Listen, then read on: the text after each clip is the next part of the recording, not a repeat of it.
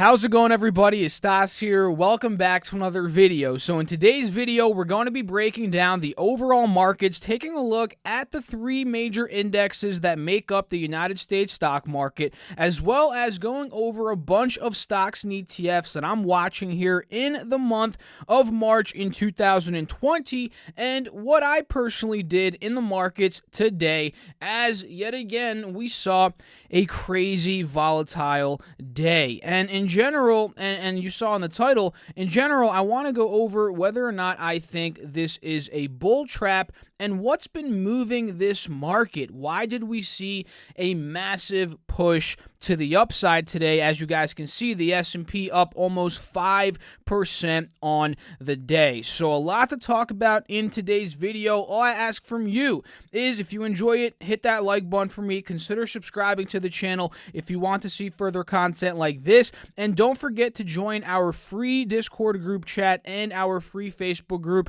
linked down below in the description box. So today, guys, like I said, the S&P up almost 5% on the day. Just when you thought we saw the last of the craziness last week when the markets dropped, 12% in a week, we started off this week on a 5%, nearly a 5% upswing, which is just insane. And if we just break down some technical levels here on the S&P, 3,300. Do you guys remember, or not 3,300, 3030, 3,000 to 3030. Do you guys remember that level that we were talking about a couple of videos ago? Well, this level was tested earlier today on the S&P, and it seems like we were struggling there. We got rejected once, twice here about an hour later, 3 times about an hour and a half after that. And just as we were selling off at this point, I was like, okay, this may be the next, resistance that the S&P needs to break out of before we start, or rather continue, this movement upwards. Just as I was thinking that, boom, the S&P blew right through that 33 or the 3030 level, and we ended up closing up nearly at $3,100. So quite a historic move here. I don't know in terms of statistics, is this the best day in the market or whatever, but it doesn't matter. All we have to see and realize is it was an amazing, amazing day today in this stock market. And at this point, is this a bull trap? And by the way, a bull trap, for those of you guys that don't know, is when, to put it in a simple terms here, when, let's say, the market is selling off aggressively like it did last week, right? A bull trap could be if we see a massive sell-off, then we see a little bit of a rebound, and people start buying this rebound thinking that, we may continue going up. We may just erase all of those losses that we just experienced, right? And it's a trap when people buy it up, and then all of a sudden, it takes a massive hit. It takes a big dump off, and then ultimately those people that were buying up this bull run, this little bull move, they're trapped in their position, and they're forced to, let's say, cut losses or just hold on and hope for the best, or maybe buy at a lower price. So do I think this is a bull market? Let's take a look at some technicals. So for me at this point, we clearly broke above the EMA. We broke above 3030. So those are two very key levels of resistance. And now we're actually trending right below this 50 SMA, which leads me to believe here on a technical basis, we're not fully reversing quite yet. And honestly, guys, I could see another leg up tomorrow. I really could see another leg up tomorrow, maybe from 3,100 up to the next resistance, which is 3,150, but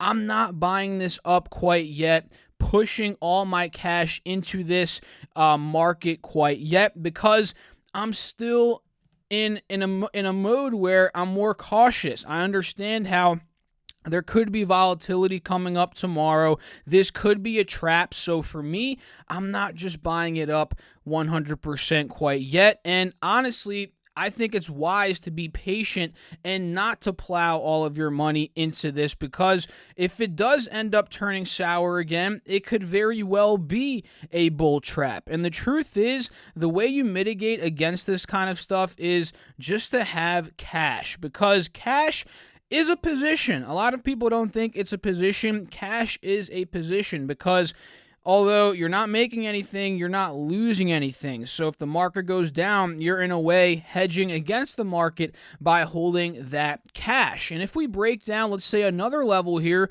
we could again go up to 3150 as you saw in the previous chart, and this chart shows it even better, but we're approaching another resistance at 3,200, which puts us under that 180 SMA. So that could be another point of resistance where, let's say, we rally a couple days, we could get rejected there. So until we're out of these levels and into 3,200, maybe 3,150 territory, honestly, I'm still going to be cautious until the market does show a couple more days of some upwards moves, right? And if we're taking a look at the Dow had an even better day, up almost 1,300 points on the day. You can't make this stuff up, guys. This is insane. Up 5.09%. And if we're just zooming in a bit to, let's say, this 4-hour chart, we actually closed under a pretty major resistance here on the Dow Jones at around 26,700. So for me, on a technical basis here, if we push green tomorrow, which if we're looking at the futures right now, the futures are up a nice amount after hours. So in retrospect here, this will probably push up. So if we make that move here on the Dow, I could honestly see it filling this gap up in the short term to about 27,200, especially as we're getting some. It seems like investors are kind of pricing in here a Fed cut, a rate cut, which it's not going to be a super long-term relief in the market, but in the short term, in my opinion, a Fed rate cut, which I believe their next meeting is on the 18th of March, that would for sure alleviate this market. And who knows, we may get back up to those levels. So this is the risky thing. It could be a bull trap, right? But at the same time, if we get a Fed rate cut here, that could shoot this market up.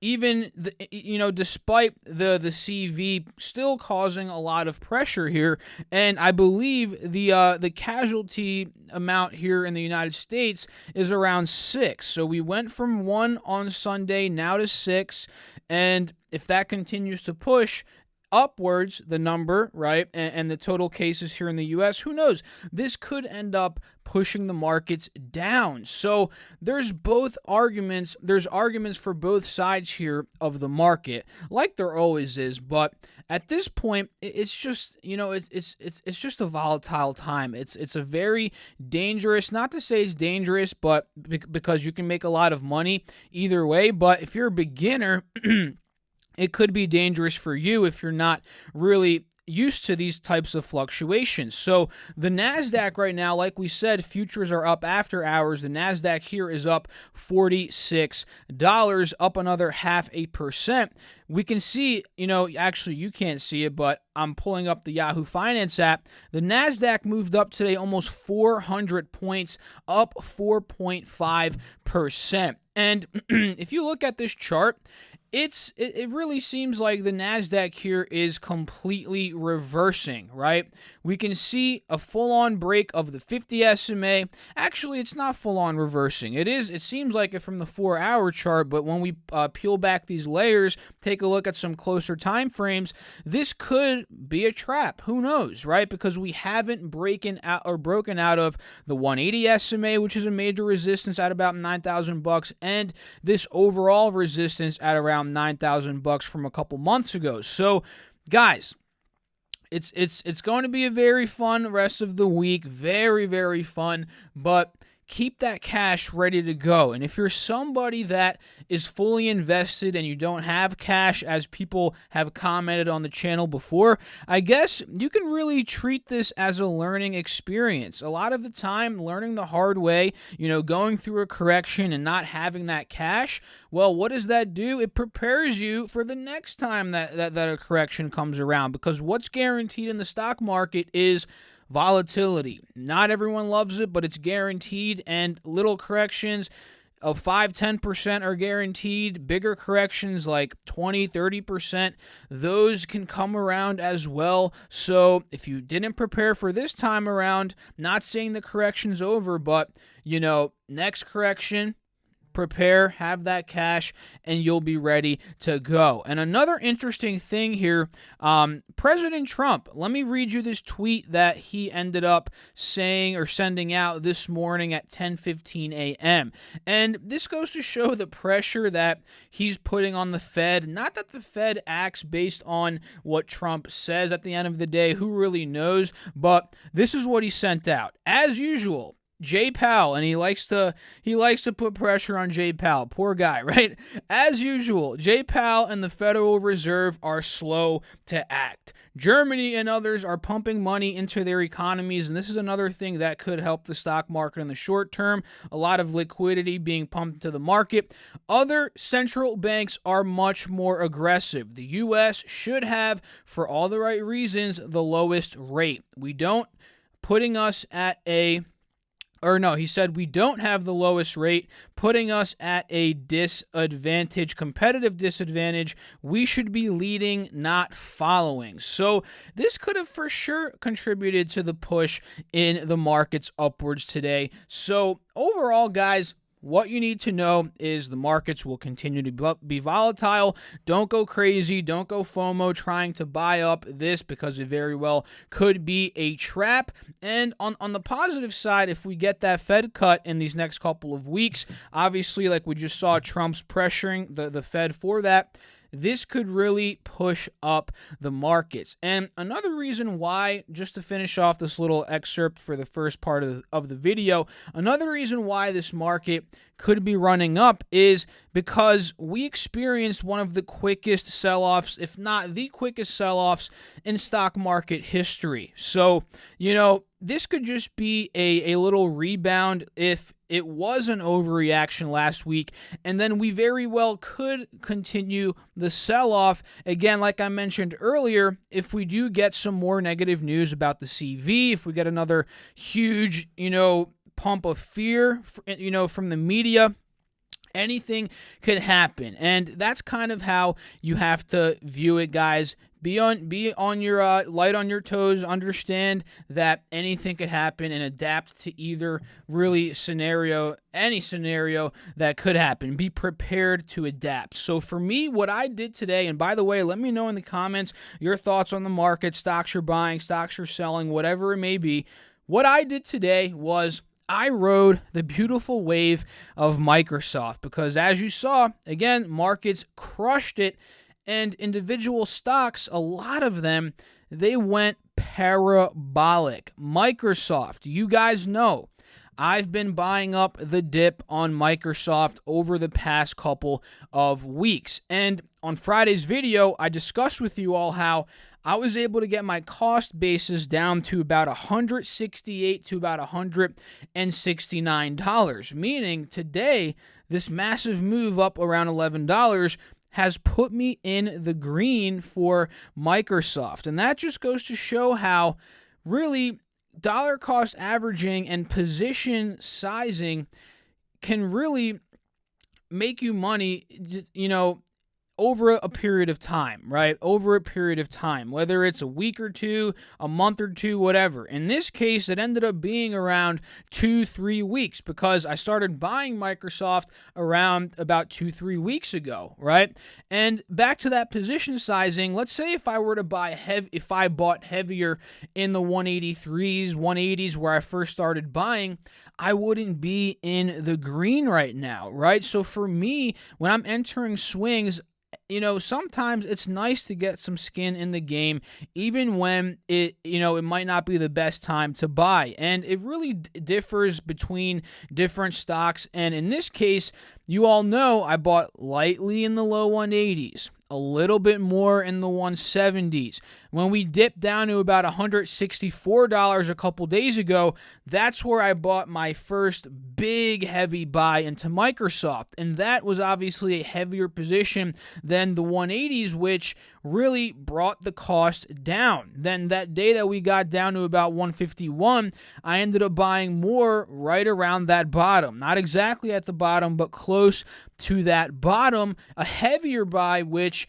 again lowered my cost basis a lot. So now I'm green. I'm up like a percentage or two, and I didn't sell anything, didn't take any profits. I'm strictly holding on to Microsoft at this point. And the next stock I day traded today, very in and out quick, was MasterCard, and I bought into the weakness at around 290 this morning. Let me show you all on the intraday chart here.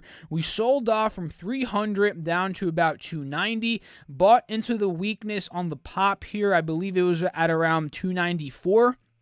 Then I rode it up to about 299, did not sell here. We pulled down to about 297. Then the next pop, started to see some resistance right around 298, 299.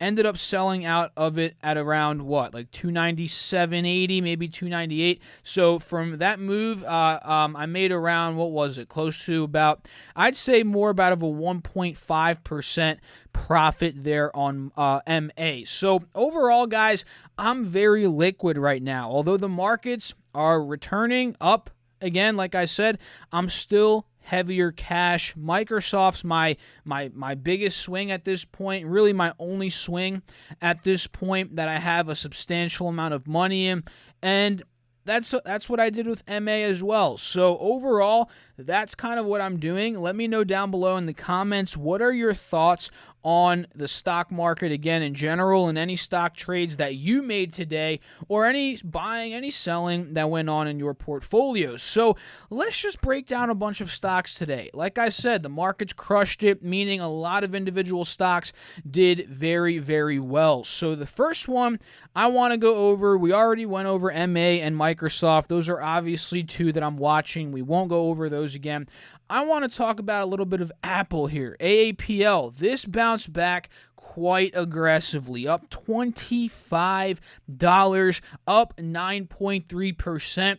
And before I forget, for all of you Robinhood users, I feel for you. I'm really sorry if you were in the markets today using Robinhood and you weren't able to get into your accounts. That's just, man, that just sucks. I haven't been in that position before. I personally use Fidelity, and the truth is, for my trading account and some longer-term investment accounts, and the truth is, guys, that's why I fear having a massive account or the bulk of my money in Robinhood. I fear it because it's still a newer broker, and it's prone to having some shakeups, some problems like it did today, and it really, people lose a lot of money when brokerages have outages like that, right? So, people got crushed. Think about if you had puts on SPY or something. Let's say you had puts on Apple from Friday or something you bought over the weekend, and you couldn't get out of your puts. I mean, maybe you lost all your money, you lost a lot of money. So a little side tangent, but I feel for you guys if you use Robinhood. I really do, and I hope it comes back. I hope it comes back to life tomorrow, and you guys are able to execute your trades and really do whatever that you normally do on a normal trading day. So that's kind of what Apple did, up 10%, but one thing is, it's still trending under major moving average number 1, the 50 SMA, and in general, that $308 support, old support, which is a resistance now. So am I rushing to buy Apple? Absolutely not. If I see some weakness tomorrow and the markets in general are pushing up, maybe a day trade, but it's still on my on my watch list due to it being a massive company that really shifts in either direction and it typically does well when the market does well, bad when the market does bad, just because of the magnitude of the market and how much of the market it makes up. That's kind of what I want to say here, right? So another one is Tesla, ticker symbol TSLA. This one, like Apple, went up over 10%, actually 11% on the day, up $75. And I actually got a DM earlier on Discord about Tesla. I probably should have took my own analysis that I talked about in that DM and that advice that I gave out in that DM. But I was talking about how Tesla, if the markets today, were to recover, and this was earlier in the day when it showed signs of a potential recovery. I was talking about how Tesla had a chance to fill up to first, I believe it was 710, which is a level here of resistance, and then up to 750, 760, and it did exactly that. So for tomorrow, 760 is the next major level of resistance I'm watching here for Tesla. Anything above that, up to $800, I could see that move being made, maybe even tomorrow, especially if we have another green day. So this is on my watch list here for a potential day trade, ticker symbol TSLA, and two stocks that did very well today. Two other ones are Costco, ticker symbol COST, up 11 or almost 10% rather today, up $28 on the day. Quite impressive of a day here for Costco. This thing, if you guys were able to day trade it, kudos to you. They have earnings coming up here on the 5th, which is in 3 days from now. So that should be quite an interesting report for Costco. And another one was CLX, Clorox. They were up a whopping 8%, which that's insane for a company like Clorox. One of these companies that it's one of those that they don't really move quite volatilely. It's not even a word. What the heck am I saying? They don't move like this. Let's just put it that way. They do not move like this often. I can't even recall the last time it's moved like this. Maybe this day right here, if you guys see my cursor, a couple months ago when they reported their earnings, it seems like they dumped. So this has to be one of the biggest moves, probably this move here where it went from 177 up or down to 160. So this thing's been volatile, up 8%. For sure, it is worth watching here. And a couple stocks that were red today, Square down 3.19%. Uber, believe it or not, was down as well, down $1 today, down 3.01%, which is interesting. Markets, it goes to show that if the markets are up a lot, doesn't necessarily mean every single stock is going to be up. And most of you guys know that, but just clarifying that for maybe somebody out there that might not know. Shopify, SHOP, up 5% today, up $25.09. Quite a good day there for Shopify. Personally, I think a breakout zone for Shopify will be around the $500 mark. At that point, we're breaking moving averages, the 50 SMA here, as well as the general resistance zone here from around $495 to, let's say, $500. So I would love buying up some Shopify there. Netflix, NFLX is another stock that arguably could be the best one to invest in, trade in at this point during the CV scare, because people watching Netflix, like I said yesterday, they're at their home, right? Or their house, their apartment, whatever. They're not out and about, prone to catching this virus. So their business really shouldn't be affected. If anything, I could see their subscription numbers going up, right? This could be a catalyst that could push up Netflix's subscriptions, and maybe they make even more money next quarter, which could yield to a pop into the 400s, which I would love to see how that ends up panning out. We had NEO today. Haven't talked about this one. It really hasn't done much. Really, it's been consolidating and dipped into the high 390s today, but overall down 2 cents, down 0.48% on the day. If we take a look at AMD, it closed above a pretty major level at around $46.80, closed above $47 at the close today, which is quite positive in my opinion due to it being, again, an old level of resistance. So for me, AMD, I'm watching a move from here to $50. I think that could happen, again, if these markets stay healthy. So I'm going to set an alert, $48. Let's put that alert live here. And if you guys don't know how to set an alert, all you have to do is right-click. Let me just do it again for you. Right-click. You go down here, you do create alert. You see that little bell icon, you click that. And your symbols here, AMD spread is stock, right? You can do a bunch of other stuff here, but this is all complicated. Really, this is a lot of option stuff. Then you can do price here, mark is at or above, so we want this alert to really notify us when it's at or above, and I'll put $48 here, so I get dinged, boom, right above 48, and we could catch that move there from 48 to, let's say, $50 if that does end up happening. And let's take a look before we end off this video at gold today. Let's see how it moved. It actually was up, I believe, earlier, but as of now, it's down about $2, down 0.13%. So overall, that is kind of it for this video. I don't want to drag too long. We're probably at the 30-minute mark at this point, but yeah, guys, markets are volatile. Don't get dragged into FOMO. Don't try